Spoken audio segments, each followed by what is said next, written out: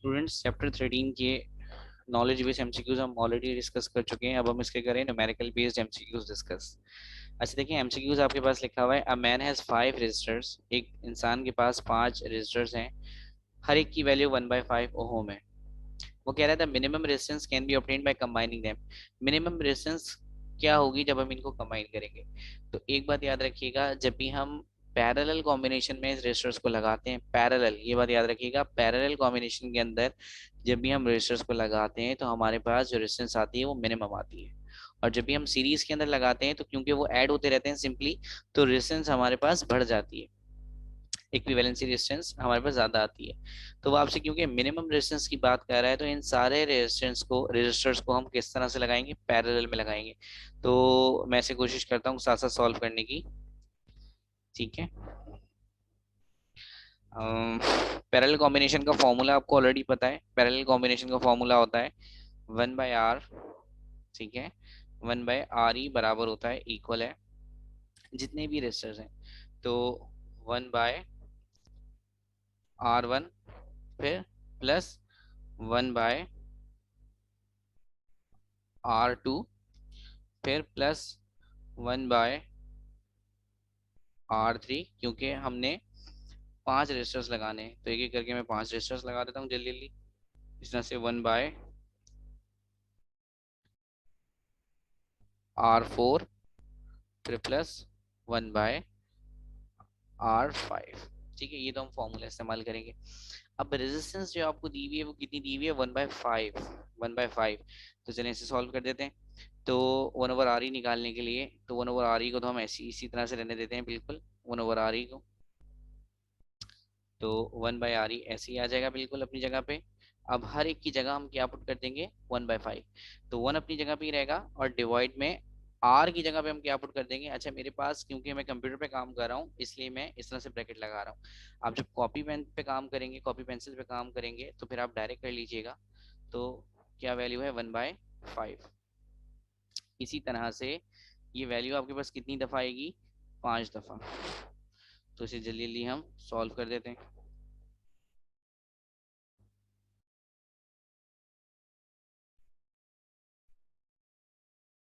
तो ये मैंने एज इट इज इसे 5 दफा उतार दिया। ठीक है, अब जब इस एक्सप्रेशन को मैं सॉल्व करूंगा, अब जब इस एक्सप्रेशन को मैं सॉल्व करूंगा कि 1/1/5, तो इस एक्सप्रेशन को सॉल्व करने पर ये आ जाएगा 5। नहीं तो आप सॉल्व करके देख लीजिएगा। जब हम 1 को 1/5 से सॉल्व करेंगे, तो अगर आप कहते हैं तो मैं यहाँ पे सॉल्व करके दिखा देता हूँ थोड़ा साइड में एक वैल्यू को। तो आपके पास लिखा हुआ है 1, फिर उसके बाद ये स्लैश का मतलब है डिवाइड का साइन, तो हमने इसकी जगह पे लगा देते हैं डिवाइड का साइन। डिवाइड के लिए हम सिंपल ये लगा देते हैं, समझ लीजिएगा डिवाइड का साइन है। और उसके बाद आपके पास वैल्यू क्या लिखी हुई है? 1/5। अच्छा, फिर आपको पता है कि जब भी हम डिवाइड का साइन हटाते हैं तो कौन सा साइन लगाते हैं? मल्टीप्लाई का। तो जब ये देखें, ये डिवाइड का साइन लगा हुआ है और यहाँ पर लिखा हुआ है 1/5, समझ लीजिए ये लिखा हुआ है 1/5। लेकिन अब जब आप डिवाइड की जगह पर ये वाला साइन हटा के मल्टीप्लाई का साइन लगाएंगे, जाहिर है, तो वैल्यू क्या हो जाएगी? स्वैप। और ये 1/5 की जगह क्या हो जाएगा? 5/1। और डिवाइड में हम 1 लिखते नहीं है तो इसलिए सिंपल क्या आ जाएगा? 5। और जब आप 1 को 5 से मल्टीप्लाई करेंगे तो आंसर भी कितना आएगा? 5। तो सिंपल सिंपल ये आपके पास क्या आ रहा है? 5। तो इसी तरह से सब में ये सेम काम होगा। इसको जल्दी से सॉल्व कर देता हूँ। ठीक है, और जब आप इन सबको ऐड करेंगे तो जाहिर है इनको ऐड करने के बाद आपके पास क्या आएगा? 25। अब हमें मालूम क्या करनी थी? Resistance, minimum resistance. अभी तो हमने 1/रेजिस्टेंस मालूम करी है। तो अब आप इसे क्या करेंगे? जब आप 1/re को re के अंदर कन्वर्ट करेंगे तो आपकी वैल्यू क्या हो जाएगी? स्वैप। और जब वैल्यू पलट जाएगी तो ये क्या हो जाएगा? 1/25। तो इसका आंसर सिंपल है 1/25 ओहम। तो इसे मैं मार्क कर देता हूँ जल्दी से। ठीक है, फिर उसके बाद नेक्स्ट एमसीक्यूज में वो आपसे कह रहा है कि combining the 5 resistors each of value 1/5। Again 5 resistors दिए हुए और उनकी वैल्यू कितनी है? 1/5 ओम। वो आपसे कह रहा है द मैक्सिमम रेजिस्टेंस। अभी मैंने आपको बताया था कि मैक्सिमम रेजिस्टेंस हम कैसे निकालते हैं? जब हम उन रेजिस्टर्स को सीरीज में लगा दें। तो अब हम इन रेजिस्टर्स को किस तरह से लगाने जा रहे हैं? सीरीज में। तो इनको हम सीरीज में लगा देते हैं जल्दी से। अच्छा, सीरीज के लिए आपको फॉर्मूला पता है क्या होता है? आर ई बराबर होता है, आर ई बराबर होता है R1 plus R2 plus R3 plus R4 plus R5। अब एक एक करके इनकी जगह हम वैल्यूज पुट कर देते हैं। अब देखिए, इसको अगर हम सिंपल करना चाहें, इसको बहुत आसान तरीके से अगर हम इसे सॉल्व करें, तो आपके पास जो रजिस्टर दिया हुआ है वो 1/5 है। और अगर मैं 1 को 5 से डिवाइड कर दूं, या तो आप सिंपल लिख दीजिए 1/5, और नहीं तो आप इसको डिवाइड करके भी लिख सकते हैं। जब हम 1 को 5 से डिवाइड करेंगे तो 0.2 आएगा। चाहे तो आप इस तरह से काम भी कर सकते हैं,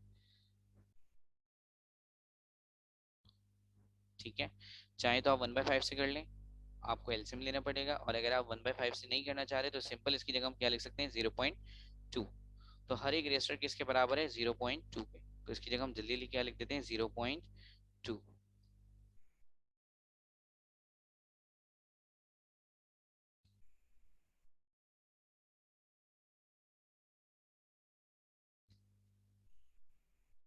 अच्छा, अब 0.2 0.2 0.2 को जब आप 5 दफा सॉल्व करेंगे, समराइज करेंगे इसे, तो कैलकुलेटर आपको लिखा हुआ दे देगा 1।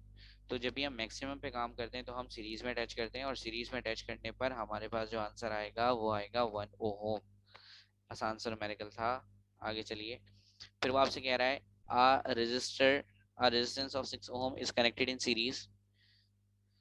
वो कह रहा है कि एक रेजिस्टेंस है 6 ओम की, जिसे हमने सीरीज में कनेक्ट कर दिया है किसके साथ, 4 ओम की रेजिस्टेंस के साथ।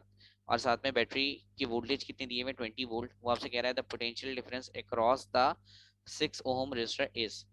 देखिए कंडीशन क्या है, कंडीशन आपसे कह रही है कि हमने दो रेजिस्टर्स लिए, एक 6 ओम का है और एक 4 ओम का है, और उसे हमने सीरीज में कनेक्ट कर दिया। तो जब हम उसे सीरीज में कनेक्ट कर देंगे तो बैटरी कितने वोल्टेज शो कर रही है, 20 वोल्टेज। वो आपसे कह रहा है कि मुझे वोल्टेज टोटल नहीं चाहिए, मुझे वोल्टेज चाहिए 6 ओम वाले के। और 6 ओम वाला जो रेजिस्टर था वो पहला था। तो इसका मैं जल्दी से डेटा बना देता हूँ। देखें, R1 आपको जो गिवन है, R1 आपको कितना गिवन है, R1 आपको 6 ओम गिवन है, यूनिट्स में नहीं लगा रहा, आप लगा लीजिएगा ओम साथ में। R2 आपको कितना गिवन है, 4। तो अगर मैं इसकी जल्दी से इक्विवेलेंसी निकालना चाहूँ, इसका मतलब अगर मैं आर ई निकालना चाहूँ तो आर ई किसके बराबर आएगा, क्योंकि सीरीज में लगे हुए हैं तो simple R1 plus R2। Series में फॉर्मूला सिंपल होता है, इक्वल। तो एक 6 है और दूसरी कौन सी है, 4 वाली। तो इन दोनों को अगर मैं सम कर दूंगा तो मेरे पास आंसर कितना आएगा, 10। तो दोनों एक रेजिस्टर्स की इक्विवेलेंसी मेरे पास आ रही है 10। अच्छा, इसके अलावा वोल्टेज आपको कितने गिवन है, वोल्टेज आपको गिवन है 10 वोल्ट, ठीक है। सॉरी, 20 वोल्ट गिवन है आपको। तो वोल्टेज हमने यहाँ पे मेंशन कर दिया 20 वोल्ट। वो आपसे पूछ रहा है कि मुझे वोल्टेज चाहिए 6 ओम वाले की। तो याद रखिएगा कि कभी भी अगर आप वोल्टेज पर जाते हैं किसी इंडिविजुअल के, तो उसके लिए आपको उसका करंट पता होना चाहिए, क्योंकि फॉर्मूला होता है V इक्वल आई आर। तो हमारे पास टोटल इक्विवेलेंसी है, मतलब टोटल रेजिस्टेंस है, हमारे पास टोटल वोल्टेज है, तो हम जल्दी से करंट निकाल देते हैं। तो V बराबर होता है आई आर के, V बराबर होता है आई आर के।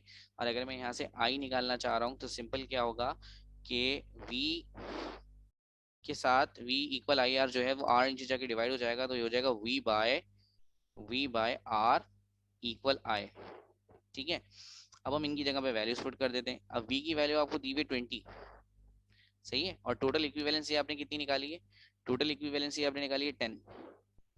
तो आपके पास जो करंट आ रहा होगा वो करंट आपके पास कितना आएगा, I के लिए, आई के लिए हमारे पास जो करंट आएगा वो कितना आएगा, आई की वैल्यू आ जाएगी 2, क्योंकि 20 को 10 से डिवाइड करेंगे तो आंसर आएगा 2 एम्पियर। यूनिट आप साथ में लगा लीजिएगा, ठीक है। अब वो आपसे कह रहा है कि मुझे 6 ओम वाले के अंदर की वैल्यू बताएं। तो 6 ओम वाले की वैल्यू क्या होगी भाई, अब 6 ओम वाले के लिए तो जाहिर है पहला रजिस्टर यूज हो रहा है। तो अब आपने मालूम क्या करना है, V1 वाला। तो V1 किसके बराबर होगा, V1 बराबर होगा I1 और R1 के। V1 किसके बराबर होगा, I1 और R1 के। इसको भी सॉल्व कर देते हैं। अब देखें, V आपने मालूम करना है। अब I1 किसके बराबर होगा, देखें क्योंकि ये सीरीज के अंदर लगे हुए हैं और सीरीज के अंदर करंट सेम होता है, तो जो आपने टोटल करंट इस यूज निकाला है अभी, तो वही आप इंडिविजुअल के लिए भी इस्तेमाल करेंगे। तो करंट आपको दिया हुआ है 2, और आपने कितने रेजिस्टर के लिए काम करना है, 6 ओम के लिए। तो इसे मल्टीप्लाई किससे करा देंगे, 6 से। तो सिंपल सा आंसर है आपके पास, ये आंसर कितना आ जाएगा आपके पास 12। तो इसका आंसर है 12, मैं से मार्क कर देता हूँ पहले जल्दी से। तो 12 वोल्ट इसका आंसर आ रहा है। देखिए न्यूमेरिकल में वो आपसे कह रहा है 3 resistors of 2 ohm 3 ohm and 5 ohm are connected in parallel across a battery of 10 volt and a negligible internal resistance. वो आपसे कह रहा था पीटी अक्रॉस 3 ओम। अच्छा आपको उसने टोटल वोल्टेज दिए हुए और आपसे वो कह रहा है पैरेलल में हम रेजिस्टर्स को लगा रहे हैं। तो बेटा जब भी हम रेजिस्टर्स को पैरेलल में लगाते हैं तो वोल्टेज सेम रहता है। इसका मतलब चाहे वो 3 ओम का मांगे, 5 ओम का मांगे या 2 ओम का मांगे, उसका आंसर कितना होगा, वही जो टोटल वोल्टेज है। तो इसका मतलब इसका आंसर हमारे पास है 10 वोल्ट। तो इसे सॉल्व करने की आपने जरूरत नहीं है, डायरेक्ट आपको पता होना चाहिए। अच्छा खैर, फिर वो आपसे कह रहा है अ करंट ऑफ 4.8 एम्पेयर, ये करंट दिया हुआ है, ठीक है, याद रखिएगा, मैं बार बार डेटा नहीं बनाऊंगा। Is flowing through in a conductor, the number of electrons passing through an cross section area per second. वो आपसे पूछ रहा है कि कितने नंबर ऑफ इलेक्ट्रॉन्स पास होंगे, ये बात आपने हमें बतानी है। तो अगर आपको याद हो क्यू बराबर होता है आई टी के, ठीक है, क्यू बराबर होता है आई टी के, और फिर क्यू बराबर होता है एन ई के। तो क्यू की जगह मैं क्या रख सकता हूँ, एन ई, और आई टी अपनी जगह पर बिल्कुल एज इट इज ही आ गया। अब मुझे मालूम क्योंकि एन करना है, नंबर ऑफ इलेक्ट्रॉन्स वो आपसे कह रहा है, तो ई को ज़ाहिर है मैं नीचे डिवाइड में फेंक दूंगा, तो एन बराबर हो जाएगा आई टी बाय ई। अब एक एक जगह पर आप सबकी वैल्यू रख दीजिए। तो एन की वैल्यू आपके पास कितनी, आई की वैल्यू आपके पास कितनी गिवन है, आई आपको दिया हुआ है 4.8, तो आई की जगह पे हमने रख दिया 4.8, ठीक है। इसी तरह से टाइम, टाइम में देखें वो आपसे कह रहा है एनी क्रॉस सेक्शन पर सेकंड, तो बेटा पर सेकंड का मतलब है टाइम आपको दिया हुआ है 1 सेकंड, पे डिवाइडेड बाय ई की वैल्यू कांस्टेंट होती है, that is nothing but 1.6 multiply 10 की पावर माइनस 19।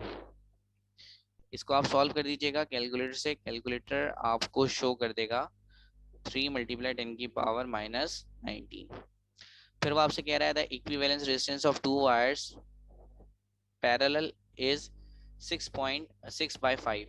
वो आपसे कह रहा है कि दो रेजिस्टर्स हैं और उन्हें हमने पैरेलल लगाया, तो हमारे पास जो इक्विवेलेंट रेजिस्टेंस आई, इसका मतलब आपको आर ई गिवन है, और आर ई की वैल्यू आपको दे रहा है 6/5 ओम। वो आपसे कह रहा है कि if the resistance of one of the wire is 2 ohm, that of the other is. वो आपसे कहना चाह रहा है कि दो रेजिस्टर्स हैं जिन्हें हमने पैरेलल कनेक्ट कर दिया, और पैरेलल कनेक्ट करने के बाद हमारे पास जो इक्विवेलेंट रेजिस्टेंस आ रही है वो 6/5 आ रही है, और उन दो रजिस्टर्स के अंदर से एक रजिस्टर की वैल्यू कितनी, 2 ओम। आपने बताना है ये कि दूसरे रजिस्टर की वैल्यू क्या होगी। तो पैरेलल केस में ज्वाइनिंग का फॉर्मूला आपको याद है, 1/RE बराबर होता है 1/RE बराबर होता है 1/R1 प्लस 1/R2। अच्छा देखिए, फिर आपको आर ई की वैल्यू कितनी गिवन है, 6/5, तो 1 तो अपनी जगह पे ही है, और डिवाइड में आप क्या लिख देंगे, 6/5। तो 6/5 को मैं इस तरह से ब्रैकेट में लिख देता हूँ ताकि आपके लिए आसानी हो जाए, 6/5, ठीक है, इक्वल। फिर 1/R1, ए की वैल्यू हमें ऑलरेडी पता है, कितनी वैल्यू है, 2, तो हमने R1 की जगह पे लिख दिया 2, और साथ में हमें मालूम क्या करना है, दूसरे वाले रजिस्टर की, तो इसकी जगह पे तो जाहिर है ये हमें मालूम करना है, तो ये बिल्कुल एज इट इज आ जाएगा।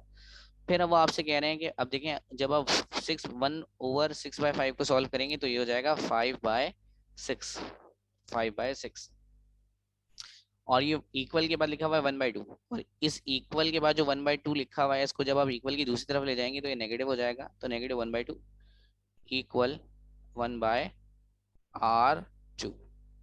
फिर आगे चलिए, अब आप ले लीजिए इनका एलसीएम। जब आप 6 और 2 का एलसीएम लेंगे तो आपके पास जो वैल्यू आएगी वो क्या आएगी वो आपके पास वैल्यू आ रही होगी 6। अच्छा फिर जो एलसीएम होता है, तो एलसीएम के ऊपर वाला नंबर तो बिल्कुल एज इट इज आ जाता है, तो 5 के लिए तो कुछ भी नहीं करना पड़ेगा, वो तो एज इट इज आ जाएगा। लेकिन यहाँ पर आपके पास लिखा हुआ है 1/2। अब देखें, टू के टेबल में एलसीएम कब आता है, एलसीएम का मतलब 6, तो 2 के टेबल में एलसीएम आता है 3 पर, 6 मतलब 2 के टेबल में 6 आता है 3 पर, तो आप यहाँ पर क्या मेंशन कर देंगे, 3। तो जब 5 में से 2 जाएंगे तो क्या बचेगा यहाँ पे, अच्छा यहाँ पर इक्वल के साथ हम वो वैल्यू तो चला दें अपनी 1/R2। फिर उसके बाद जब 5 में से 3 जाएंगे तो क्या बचेगा, 2/6। ठीक है, इक्वल 1 बाय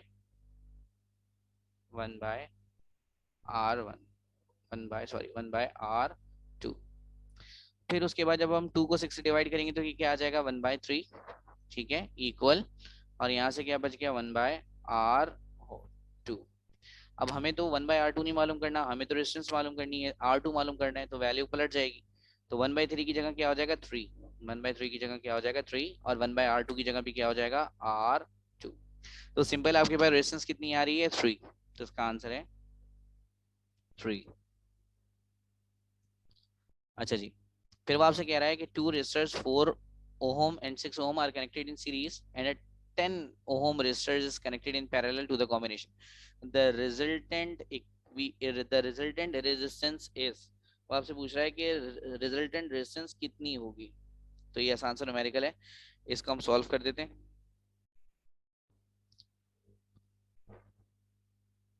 ठीक है, तो पहले जो शुरू की दो लगी हुई है वो किस तरह से लगी हुई है, सीरीज के अंदर। तो सीरीज के लिए तो हम सिंपल फॉर्मूला जोड़ देते हैं। फॉर्मूला क्या होता है, आर कैसे निकलेगा, आर बराबर होगा 4 + 6 के, क्योंकि सीरीज के अंदर हम सिंपल ऐड कर देते हैं। तो बेटा ये कितना आ जाएगा, ये आपके पास आ जाएगा 10। तो सीरीज में कनेक्ट करने के बाद हमारे पास वैल्यू आ रही है 10। और देखिए मैं आपसे कह रहा हूँ कि जब हमने इन दोनों को सॉल्व किया जो कि कैसे लगी हुई थी सीरीज के अंदर, तो आंसर आ गया 10, क्योंकि सीरीज के अंदर हम सिंपल ऐड कर देते हैं। और यहाँ पर भी आपके पास लिखा हुआ है जो पैरेलल में कनेक्ट है उसकी भी कितनी है, 10। तो अब आप उसका फॉर्मूला कैसे बनाएंगे, 1/RE इक्वल, अब जो पहली रेजिस्टेंस है वो आपके पास मतलब कॉम्बिनेशन, सीरीज कॉम्बिनेशन को सॉल्व करने के बाद भी 10 आ रही है, और जो थर्ड हमने पैरेलल में लगाया वो भी 10 है। तो 1/10 + 1/10। अब जब आप इसे सॉल्व करेंगे तो जाहिर है एलसीएम क्या आ जाएगा आपके पास, 10, क्योंकि दोनों नंबर्स आपके पास 10 ही है। एलसीएम तो आपके पास आ गया 10। और जब एलसीएम दोनों नंबर्स में सेम होता है तो ऊपर वाली वैल्यूज को हम एज इट इज लिख देते हैं। तो 1 + 1 को हमने एज इट इज लिख दिया। अब 1 + 1 आपको पता है कितने होते हैं, 2। तो ये बराबर हो गया 2 के, डिवाइडेड बाय 10। अब जब हम 2 को 10 से डिवाइड करेंगे तो हमारे पास आंसर कितना आएगा, हमारे पास आंसर आएगा 1/5। और हमें तो आर ही नहीं, 1/R ही नहीं मालूम करना, हमें तो सिर्फ आर ही मालूम करना है। तो वैल्यू क्या हो जाएगी, स्वैप। तो ये 1/RE से RE हो जाएगा, और 1/5 से भी क्या हो जाएगा, सिर्फ 5। तो इसका आंसर है 5 ओम। तो इसे हम यहाँ पे मार्क कर देते हैं 5 ओम को। अच्छा जी, फिर वो आपसे कह रहा है कि 3 resistors 5550 ohm are connected in series. हमें पता है कि जब भी हम इन्हें सीरीज के अंदर कनेक्ट करेंगे, जब भी हम चीज़ों को सीरीज के अंदर कनेक्ट करते हैं तो हमारे पास सिंपल वैल्यूज क्या हो जाती हैं, ऐड। इसका मतलब आर की वैल्यू कैसे निकलेगी, सिंपल आर की वैल्यू कैसे निकलेगी, हम सबको सिंपली ऐड कर देंगे। तो पहली वैल्यू आपको दी हुई है 5000, फिर दूसरी वैल्यू आपको दी हुई है 500, 500, और फिर तीसरी वैल्यू आपको दी हुई है 50। तो इसको जब आप सिंपल ऐड कर देंगे तो डेट इज नथिंग बट 5550। अच्छा, फिर आपको साथ में क्या दिए हुए हैं, वोल्टेज। तो वोल्टेज आपको कितने दिए हुए हैं, 555। तो वोल्टेज के आगे हम लिख देते हैं 555। फिर वो आपसे कह रहा है कि करंट कितना होगा। तो हमें पता है कि करंट का फॉर्मूला क्या होता है, करंट बराबर होता है V/R। करंट बराबर होता है V/R के। ठीक है, तो अब देखिए V की वैल्यू आपको दी हुई है 555, और R की वैल्यू दी हुई है 5550। इसे आप कैलकुलेटर से सॉल्व करेंगे तो कैलकुलेटर आपको लिखा हुआ दे देगा 0.1। ठीक है, जब आप इसे कैलकुलेटर से सॉल्व करेंगे तो कैलकुलेटर आपको लिखा हुआ दे देगा 0.1। अब देखिए 0.1 एम्पियर आंसर आ रहा है। अब 0.1 एम्पियर तो यहाँ पर कोई आंसर ही नहीं है। तो अब यहाँ पर आपके पास आंसर एम्पियर में तो यही है 1 और 10। ठीक है, ए के अंदर आपको 1 एम्पियर दिया हुआ है, और 10 के अंदर आपको डी के अंदर आपको 10 एम्पियर दिया हुआ है। तो एम्पियर वाला आंसर तो हमारा मैच नहीं कर रहा। लेकिन दो आंसर हमें दिए हुए मिली एम्पियर के अंदर, तो चलें इसे मिली एम्पियर में कन्वर्ट करके देखते हैं। तो करंट की वैल्यू हमारे पास आई है 0.1, और मिली एम्पियर में लाने के लिए, एम्पियर से मिली एम्पियर में जाने के लिए हम क्या करते हैं, हम 1000 से मल्टीप्लाई करा देते हैं। तो जब मैं इस वैल्यू को 1000 से मल्टीप्लाई कराऊंगा तो ये मेरे पास आंसर कितना आएगा, 100, और एम्पियर नहीं बल्कि मिली एम्पियर। तो इसका आंसर है सिंपल बी। फिर वो आपसे कह रहा है the internal resistance of 6 volt battery is 0.3 ओम। अच्छा देखिए, इसके अंदर दो कंडीशंस अप्लाई होती हैं। एक कंडीशन वो है कि जब बैटरी चार्ज नहीं हो रही होती, बैटरी करंट सप्लाई करती है, और एक वो केस होता है जिसके अंदर बैटरी चार्ज हो रही होती है। तो उसने कहीं चार्जिंग का जिक्र नहीं किया, तो सिंपल ईएमएफ बराबर किसके होगी, वोल्टेज प्लस आई आर के, वोल्टेज प्लस आई आर के। अब देखिए वो आपसे क्या कह रहा है कि the internal resistance of 6 volt battery, 6 volt battery का मतलब ईएमएफ की वैल्यू कितनी दी हुई है 6, तो ईएमएफ की जगह मैंने रख दिया 6 इक्वल 0.3 ओम। तो अभी तक V की वैल्यू तो नहीं आई है, तो V को ऐसे ही छोड़ देते हैं। ये जो 6 देखें, जो भी बैटरी की पावर होगी उसे हम ईएमएफ कहते हैं, तो V की जगह मैंने ऐसे ही छोड़ दी है। फिर वो आपसे कह रहा है आई की भी वैल्यू नहीं दी हुई फिलहाल अभी तक। फिर वो आपसे कह रहा है 0.3 ओम। वो कह रहा है the internal resistance of 6 volt battery is 0.3, तो इंटरनल रेजिस्टेंस दी हुई है 0.3, तो इंटरनल रेजिस्टेंस की जगह मैं लिख देता हूँ 0.3। फिर थोड़ा सा न्यूमेरिकल को आगे लेके चलते हैं। A current of 2 ampere, current आ गया तो आई की जगह मैं क्या पुट कर दूंगा 2। फिर वो कह रहा है drawn from it by connecting a resistor, resistor की हमें जरूरत नहीं है। अब voltmeter indicate which of the volt, voltmeter कितने वोल्ट बताएगा आपको। तो ये 6 अपनी जगह पे ऐसी रहेगा, इक्वल का साइन अपनी जगह पे ऐसी रहेगा, वी अपनी जगह पे ऐसी रहेगा, प्लस का साइन ऐसी ही रहेगा। 2 को जब आप 0.3 से मल्टीप्लाई करेंगे तो डेट इज नथिंग बट 0.6, और अगर ये 0.6 को इक्वल की दूसरी तरफ ले जाऊं तो ये नेगेटिव हो जाएगा। सो 6 माइनस 0.6 इक्वल वोल्ट, ठीक है। फिर अगर 6 में से 0.6 माइनस कर दूंगा तो जवाब मेरे पास क्या आएगा 5.4 वोल्ट। ये हमारे पास सिंपल आंसर आ गया। तो इसका आंसर आपके पास है 5.4 वोल्ट। फिर वो आपसे कह रहा है resistors of 2 ohm 3 ohm 4 ohm and 5 ohm are connected in series, सारे के सारे रेजिस्टर्स हमने सीरीज में कनेक्ट कर दिए। If the current flowing through 2 ohm, पहले वाले रेजिस्टर की बात कर रहा है, अगर पहले वाले रेजिस्टर के अंदर जो करंट फ्लो कर रहा है वो 1 एम्पियर का कर रहा है, फिर वो आपसे कह रहा है the current flowing through the other resistor, other resistor के अंदर कितने ओम का करंट फ्लो करेगा।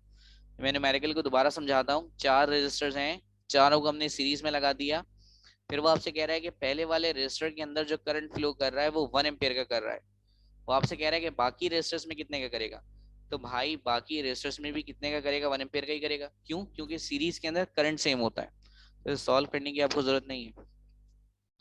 फिर वो आपसे कह रहा है resistors of 3 ohm 5 ohm 7 ohm are connected in parallel. अगर हमने 3 रेजिस्टर्स लिए और उन्हें पैरेलल कनेक्ट कर दिया, वो कह रहा है अगर पोटेंशियल डिफरेंस 5 वाले का 6 वोल्ट है तो भाई बाकियों का क्या होगा। तो जाहिर है, बाकियों का क्या होगा, बाकियों का भी यही होगा, क्योंकि पैरेलल के अंदर वोल्टेज सेम होते हैं। तो अगर पहले का दूसरे का 6 है तो बाकी भी सबकी वैल्यूज क्या आ रही होंगी 6, क्योंकि पैरेलल केस के अंदर वोल्टेज क्या रहते हैं, सेम रहते हैं।